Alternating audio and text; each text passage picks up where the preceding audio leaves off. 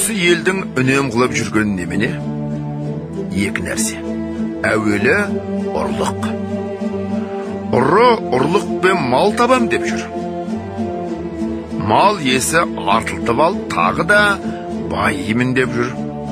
Ұлықтар алып берем деп, даугерді жеп, құтқарам деп, ұрыны жеп жүр. Қарапайым жұрт ұрлық айтып мал алам деп, ұрыға атымды сатып, пайдаланам деп, не өткізбесін арзанға түсіріп алам деп жүр.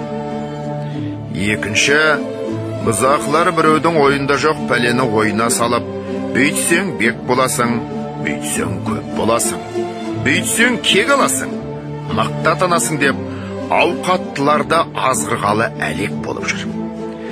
Кім асса, мен соған керек боламын деп, қыздырып алып, өзім біраз ғана азық қылайын деп жүр. Ұлықтар пәлі, бұл табылған ақыл екен. Мен сені бүйтіп сүйеймін деп, ананы жеп, сені бүйтіп сүйеймін деп, ананы жеп жүрем.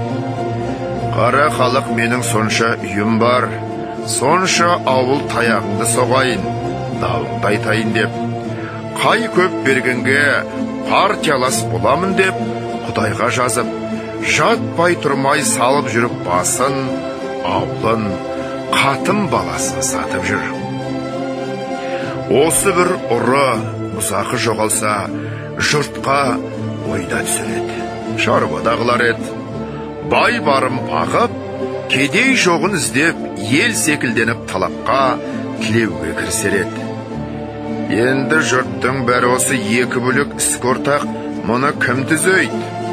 Анттың, серттің, адалдықтың, ұяттың бір тоқтаусыз кеткені ме? Ұрыны тыюда оңай болар еді. Бірақ осы бұзақының тіліне еретұғын, азатұғын байларды кім тияды?